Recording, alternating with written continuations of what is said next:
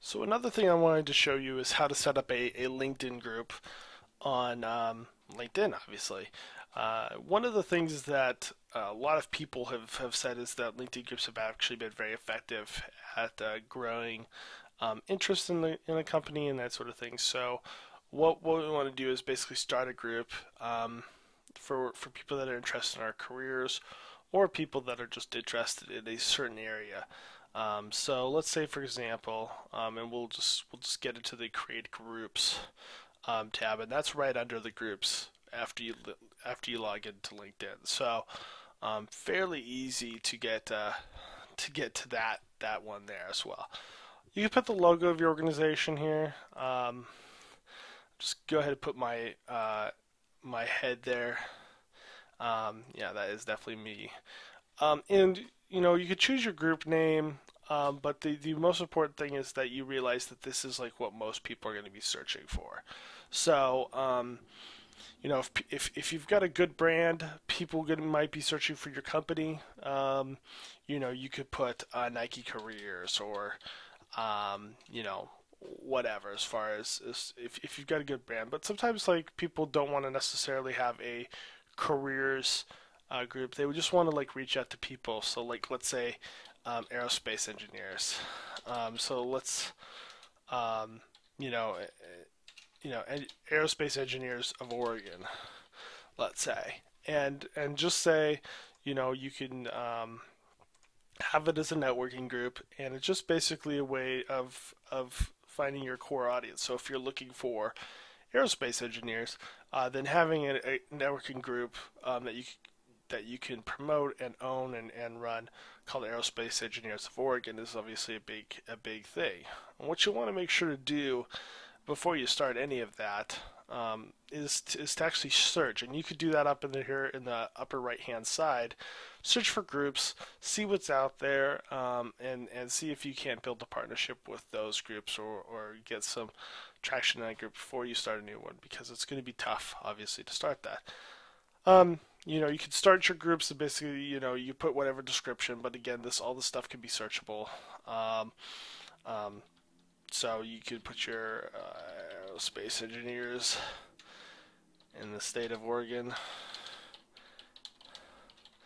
and more of that. And I'm just gonna copy and paste this because it's just for demonstration. I'm gonna be deleting it right afterwards there.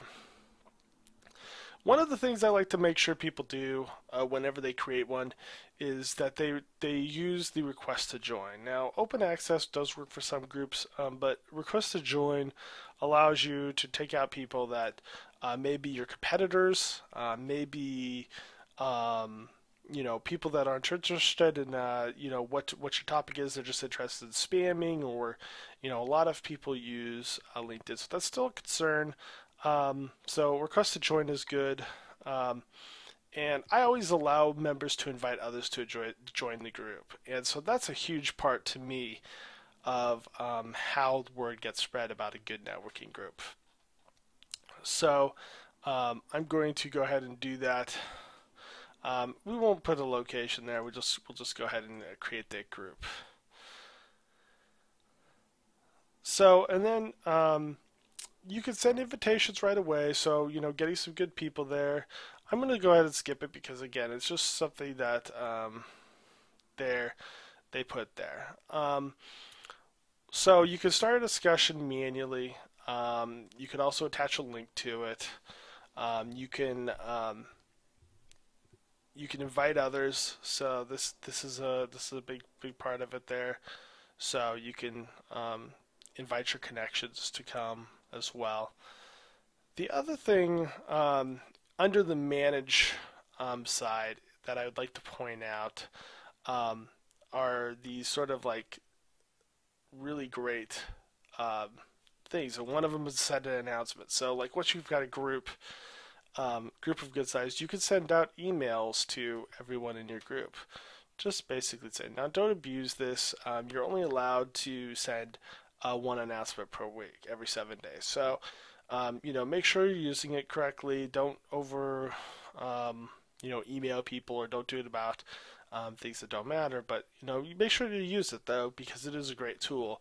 to send out information about updates about your company, that sort of thing. The other thing I want to point out is news feeds. Now, people worry about how they're going to keep their group going, and so one of the things I like to encourage people to do is to include a news feed, and I'll actually show you how to do that in this next moment here. But the easiest way to do that is to go to Google News, and so that's at excuse me, news.google.com. And what I like to do is just search the news for your topic. So let's just say aerospace. And so this will give you all of the aerospace stories that are going on right now. This might be too much. So you can always do an advanced news search where you can you could run it for the exact phrase, or you could you could run it for just certain states, or a zip code, or whatever along those lines. So if you want to limit yourself that way, otherwise, you definitely don't have to do that. But the big thing here is this little feed here called RSS. Now that stands for Real Simple Syndication. And what you can do with this is you can actually use this to automatically populate information in here. So I'm just going to go ahead and copy and paste. I'm just copying the link here. So I'm just copying, right-clicking on it, copy the link, pasting it here, and just hitting continue on it. And it'll process it. And and soon, very soon, it's going to show up here in the group discussions here. And I can show you this, how it shows up in our own group on the ERE.net site.